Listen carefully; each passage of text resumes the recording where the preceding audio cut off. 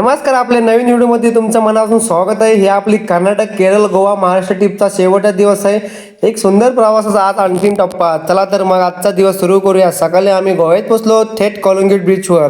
थंड हवा आणि सुंदर नजारा, मग मन अगदी प्रसन्न झालं. त्यानंतर छान नाश्ता केला आणि गोव्यातून एक छोटीशी आठवण म्हणून खास वस्तू घेतली, दारू. यानंतर दुपारचं जेवण करून परतीचा प्रवास सुरू केला. मध्ये काजू फॅक्टरीला थांबलो आणि तिथून काही गोड आठवणी काजू घेऊन पुढे निघालो. गोवा महाराष्ट्र चेकपोस्टवर गाडी तपासणी झाली, पण सर्व कागदपत्र आणि ऑनलाईन परमिट तयार असल्यामुळे प्रवास विना अडथळा पुणे सुरू झाला.